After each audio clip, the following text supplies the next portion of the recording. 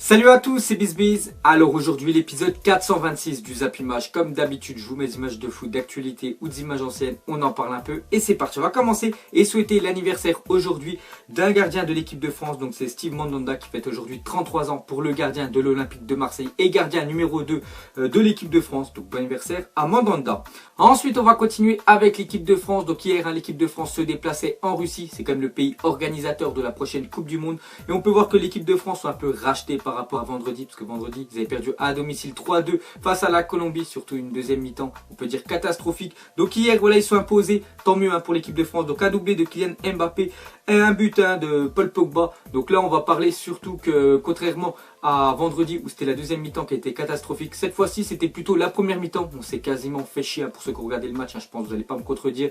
J'ai pratiquement failli m'endormir devant la première mi-temps de l'équipe de France avant le but de Kylian Mbappé. Il a marqué à la 40e minute, bon, donc juste avant la mi-temps. C'est le but un petit peu qui nous a tous réveillés, mais avant voilà, c'était vraiment le néant total, on n'arrivait pas du tout à construire et même la Russie aurait pu profiter voilà, de ce mauvais début de match de l'équipe de France et inscrire le premier but. Mais bon voilà, au score final on a gagné 3-1 et c'est ça voilà, l'objectif quand même, c'était de reprendre la confiance après la défaite de vendredi. Ensuite on continue sur ce match là et on peut voir que Mbappé, 19 ans et 93 jours, devient le plus jeune joueur à inscrire un doublé en équipe de France depuis 1933. Donc voilà, encore une bonne nouvelle pour Kylian Mbappé. Hier qui était, j'ai oublié de vous dire, qui était titulaire en numéro 9 à la place d'Olivier Giroud. Normalement Mbappé commence toujours soit à droite soit à gauche en ailier en équipe de France. Hier numéro 9, il a marqué un doublé, donc des bons points on va dire pour lui. Ensuite on continue encore une fois avec Mbappé, 19 ans et 3 mois, est le plus jeune buteur à l'extérieur en équipe de France depuis 85 ans. Donc encore une stat, voilà, surtout encore un record battu pour Kylian Mbappé. Et pour finir sur Mbappé, donc sur les 8 derniers buts de l'équipe de France, il est quand même impliqué sur 2 buts et 3 passes décisives. Donc voilà, il est impliqué sur 5 buts sur les 8 derniers buts de l'équipe de France. Donc quasiment un ratio de plus de 50%. Donc vraiment bravo à Mbappé. N'oubliez pas qu'il a seulement 19 ans et c'est vraiment l'avenir de l'équipe de France. Ensuite, quelques faits marquants lors de cette rencontre. Donc on peut voir déjà la première sélection pour Kimpembe, le défenseur du PSG qui est souvent remplacé au Paris Saint-Germain. La même chose en équipe de France, je crois que ça faisait plus de 10 fois que Deschamps l'appelait, mais il l'avait jamais mis titulaire ou même jamais le fait rentrer en cours de match. Et hier, il a eu quelques minutes de temps de jeu parce qu'il est rentré à la place du Umtiti. Ensuite, on va parler d'un autre joueur de l'équipe de France. Donc lui, il devait marquer des points et il en a marqué hier lors de son match. Donc c'est Paul Pogba. C'est vrai qu'en club, ça n'a pas trop bien avec Manchester United, surtout avec José Mourinho, parce que je pense que l'entraîneur portugais n'aime pas trop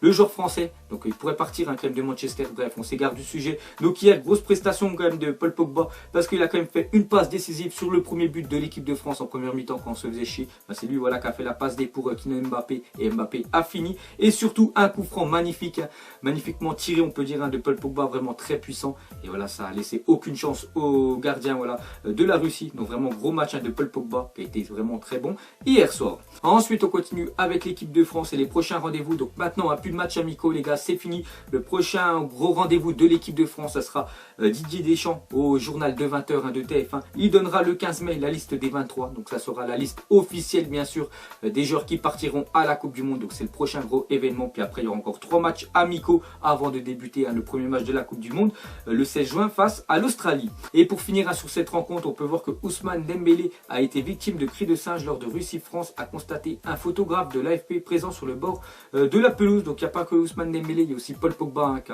qui s'est plaint voilà, qu'il a entendu des cris de singe voilà, dans le public. Donc on peut voir, rappel, nous sommes en 2018. En 2018, il y a encore des imbéciles qui font ça. Donc les gars, ces gens-là doivent être bannis bien sûr des stades, parce qu'on n'oublie pas quand même que la Coupe du Monde se déroule en Russie. Et j'espère que les autorités, on peut dire russe, vont bannir tout ça des stades. Ensuite, on clôture cette page équipe de France et regardez les résultats des matchs amicaux des adversaires de la France lors de la Coupe du Monde 2018. Donc on voit le Pérou déjà qui est juste derrière nous au classement FIFA. Donc eux, ils se sont imposés lors des 2 matchs qu'ils ont joués. Donc déjà 2-0 face à la Croatie. On sait que la Croatie, les gars, c'est quand même une équipe voilà, plutôt solide avec des joueurs comme Modric, Rakitic, Perisic. Voilà, tous ces joueurs voilà, qui jouent dans les plus gros clubs de la planète. Donc le Pérou s'est quand même imposé 2-0 et hier sont imposés 3-1 face à l'Islande. Donc le Pérou, les gars, c'est vraiment compliqué de jouer contre eux. C'est le Danemark 1-0 face au Panama et hier ils ont fait 0-0 face au Chili. Et l'Australie, eux, avaient perdu 4-1 vendredi face à la Norvège. Et hier ils ont fait 0 partout face à la Colombie. N'oubliez pas que nous, face à la Colombie, on a perdu 3-2 vendredi soir. Ensuite, à parler des autres matchs qui se déroulaient hier. Et on peut voir déjà que l'Espagne s'est imposée 6-1 face à l'Argentine. Donc le match se déroulait dans le stade de l'Atlético de Madrid. Et 6-1 quand même pour l'Espagne. Donc un score de tennis. Donc un but de Diego Costa, un but de Thiago, un but de Aspas et un triplé quand même de Isco, le meneur hein, bien sûr du Real Madrid, contre un but d'Otamendi, le défenseur de Manchester City pour l'Argentine. Donc rien à dire, hein, voilà, ils se sont pris une raclée, on va pas en parler plus. Hein. L'Espagne, les gars, était largement supérieure à l'Argentine. Ensuite, pour continuer sur cette rencontre, une déclaration de Isco, l'homme du match hier, auteur d'un triplé quand même. Donc il a dit: quand tu ne joues pas tout le temps en club, les matchs de sélection te font revivre. Ici, j'ai la confiance du sélectionneur au Real, je ne l'ai pas encore gagné. Donc voilà ce qu'a dit Isco. Donc c'est vrai qu'avec l'Espagne, hein, donc lui il est tout le temps titulaire, Isco, et à chaque fois il est décisif. Hein. Regardez le match hier, et quand il joue avec le Real Madrid, il y a beaucoup plus de concurrence hein, dans l'équipe du Real, donc c'est plus compliqué d'avoir une place de titulaire. Donc il n'a pas gagné encore la confiance de Zidane. Voilà hein, ce qu'a dit Isco. Ensuite, on va parler de l'adversaire hein, de l'Espagne, bien évidemment, l'Argentine. Donc pour eux, c'est une humiliation historique pour l'Argentine, tout simplement depuis la création hein, de l'équipe voilà, nationale de l'Argentine. Mais ils n'avaient pas pris une raclée aussi sévère hein, qu'hier, donc 6-1. Donc voilà les gars, ça sera marqué maintenant dans leur palmarès, leur plus grosse défaite 6-1 face à l'Espagne au mois de mars 2018. Et pour finir avec l'Argentine, on va parler de Lionel Messi, lui qui a préféré quitter les tribunes. Donc bien évidemment, il regardait le match en tribune hein, pour supporter son équipe. Mais le problème, c'est qu'il n'a pas pu regarder le match jusqu'à la fin, jusqu'à la 90e minute, parce qu'on peut voir dans le texte qu'il a préféré arrêter les frais à un quart d'heure de la fin, alors qu'Isco venait de parachever la victoire des siens grâce à un 6e but. C'était trop pour l'habituel leader de l'Albi Céleste. Donc il a préféré quitter bien sûr hein, le stade et partir, voilà, que rester et regarder son équipe, voilà, sa nation bien sûr, se faire humilier par l'Espagne. Ensuite, on va parler d'une autre très grosse affiche hier. Donc je regardais le match en entier. Donc c'était l'Allemagne qui recevait à Berlin hein, le Brésil. Donc n'oubliez pas qu'il y a 4 ans, l'Allemagne avait explosé le Brésil hein, chez eux en demi-finale de la Coupe du Monde 7-1.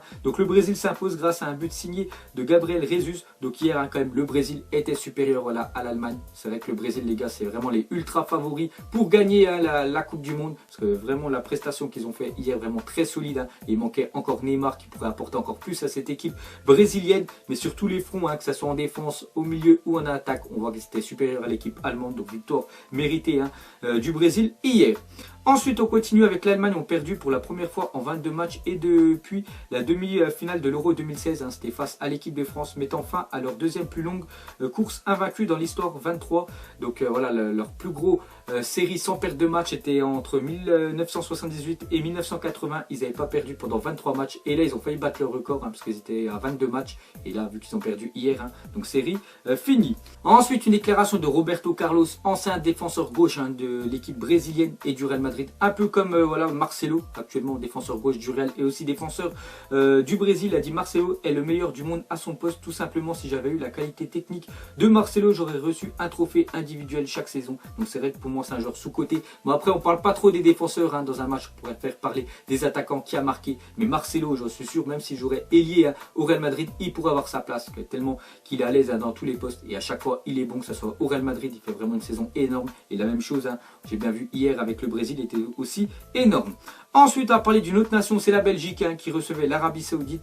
Et la Belgique, voilà, sans détail les gars, 4-0 hein, pour les Belges. Donc les Belges s'imposent facilement face à l'Arabie Saoudite, notamment grâce à un doublé de Lukaku, l'attaquant de Manchester United. Donc voilà, bonne nouvelle hein, pour la Belgique. Ensuite, officiel, nouveau maillot de l'Arabie Saoudite. Donc hier, hein, qui ont joué face à la Belgique. Donc on peut voir le maillot domicile hein, vert et le maillot extérieur blanc. Donc n'oubliez pas que l'Arabie Saoudite, hein, c'est eux qui vont commencer le mondial 2018. Hein. Ils vont jouer contre le pays organisateur, la Russie. Ensuite, on va parler du Maroc hein, hier qui sont imposés face à l'Ouzbékistan 2-0. Donc nouvelle victoire pour le Maroc grâce à des buts de Dacosta et Al-Kabi. Donc encore une victoire hein, pour le Maroc. Parce que regardez les stats quand même du Maroc depuis le 10 juin 2017. Donc tout simplement, c'est 12 victoires, 3 matchs nuls et 0 défaite. Hein. N'oubliez pas que dans leur groupe, ils ont l'Espagne, le Portugal et il y a aussi l'Iran qui est un petit peu moins fort hein, par rapport aux 3 autres nations. Donc c'est vraiment du spectacle entre toutes ces équipes-là. Ensuite, pour clôturer ces matchs amicaux, donc on peut voir qu'il y avait aussi un Angleterre face à l'Italie, un partout voilà, entre ces deux nations-là. Sinon, on peut voir aussi que la Pologne hein, sont imposés 3-2 face à la Corée. Ensuite, j'ai un coup d'œil au compte à rebours de la Coupe du Monde. Donc Coupe du Monde, hein, J-79. Et la stat aujourd'hui, c'est Vittorio Pozzo. Italie est le seul sélectionneur sacré à 2 reprises, 1934 et 1938. Donc l'Italie avait remporté 2 Coupes du Monde d'affilée. Et Vittorio Pozzo, c'est le seul entraîneur à remporter avec une nation 2 Coupes du Monde d'affilée.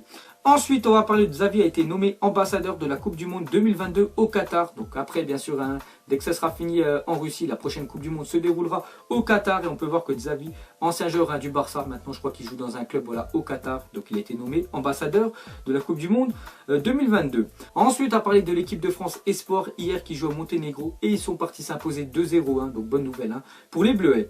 Ensuite, officiel Olivier Tom sera de retour en France le 1er avril. Diffusion du premier épisode à 20h05 sur la plateforme ADN. Donc voilà, peut-être il y en a beaucoup qui ont vécu voilà, ce dessin animé Olivier Tom hein, basé sur le football. Donc je pense hein, que tout le monde a déjà vu au moins un épisode. Donc on voit que ça sera de retour hein, le 1er avril, donc dans pas longtemps. Et ça sera sur la plateforme ADN. Ensuite, une info sur la prochaine Ligue des Champions. Donc on voit que les rencontres de la Ligue des Champions ne démarreront plus à 20h45 mais à 21h dès la saison prochaine. Donc ça c'est officiel, hein, les matchs voilà, débuteront à 21h. Et par ailleurs, pour chaque soirée de match de groupe, 2 matchs seront programmés à 18h55. Donc normalement tous les matchs hein, sont en même temps. C'est chiant parce que des fois il y a des très grosses affiches en même temps. Et là il y aura toujours un match à 18h55 le mardi. Et le mercredi la même chose, un match à 18h55 et tous les autres matchs à 21h. Et une autre info hein, sur la prochaine Ligue des Champions, l'UEFA a annoncé qu'un 4e remplacement sera autorisé en cas de prolongation à partir des 8e de finale de la Ligue des Champions l'an prochain. Voilà les gars, on pourra faire un 4e changement. Donc si c'est les prolongations à partir des éliminations directes hein, des 8e de finale. Et aussi 3 nouveaux joueurs arrivés lors du mercato hivernal par exemple pourront être ajoutés à partir des 8e de finale dans le groupe des équipes. Donc voilà les gars, toutes les infos hein, sur la prochaine Ligue des Champions. Ensuite une déclaration de Messi, donc c'était avant le match, voilà hier hein, il a branlé qu'ils sont pris l'Argentine, donc il avait dit l'Espagne, l'Allemagne, le Brésil et la France, ils sont au-dessus de nous et ils sont favoris pour cette Coupe du Monde. Donc voilà, c'est vrai qu'il n'avait pas menti hein, Messi, il avait bien vu que l'Espagne, de toute façon voilà la raclée qu'ils sont pris, l'Allemagne, le Brésil aussi, je pense que c'est au-dessus hein, de l'Argentine. N'oubliez pas quand même que l'équipe de France, si tout va bien pour elle, c'est elle termine première de son groupe. L'Argentine aussi qui va sûrement terminer premier de son groupe. Normalement, il y aura un France-Argentine dès les quarts de finale de la Coupe du Monde. Et pour finir ce Zap Image, donc écoutez déjà la déclaration de Dugarry, il a dit marquer 30 buts avec les Bleus, c'est exceptionnel. Je ne dis pas le contraire, mais je reste sur ma position et je pense que si on veut gagner la Coupe du Monde, on ne peut pas jouer avec Olivier Giroud comme avant-centre à chaque match. Donc voilà, on va en parler juste après. Et une autre déclaration de Joan Mikou, il a dit Deschamps nous a sorti le meilleur attaquant français. Je reste persuadé que si tu veux gagner la Coupe du Monde, il te faut Benzema. Sans lui, je n'y crois pas une seule seconde. Donc voilà les gars, donc d'après vous, est-ce que voilà Deschamps pour la prochaine liste, est-ce qu'il doit appeler Karim Benzema dans l'équipe de France ou est-ce qu'on doit faire sans Benzema pour pouvoir espérer voilà, remporter la prochaine Coupe du Monde? Donc moi je suis toujours pour bien sûr qu'il appelle Karim Benzema, même si cette année voilà, c'est une saison compliquée, mais il joue quand même dans l'un des plus gros clubs de la planète, Benzema. Donc après je sais pas si je le mettrai titulaire, mais au moins être dans le groupe. Après vous mettrez en commentaire pour vous, est-ce que Deschamps doit appeler pour la liste officielle bien sûr Benzema ou pas? Donc voilà les gars, la fin de cette image 426. Donc si ça vous a plu, un petit like et je vous ferai l'épisode 427 demain. Donc moi je vous laisse et je vous dis à la prochaine comme d'habitude. Ciao à tous. Je sais même pas comment s'appelle, elle doit passer vers 20h. Les yeux rivés vers le ciel, en vrai j'ai mal, j'y pense encore. Mon poteau en cellule, il me manque c'est quand qu'il sort. Ok je me cale, toujours au fond du car. Comme au virage, à Marseille ça crie aux armes. J'ai pas le permis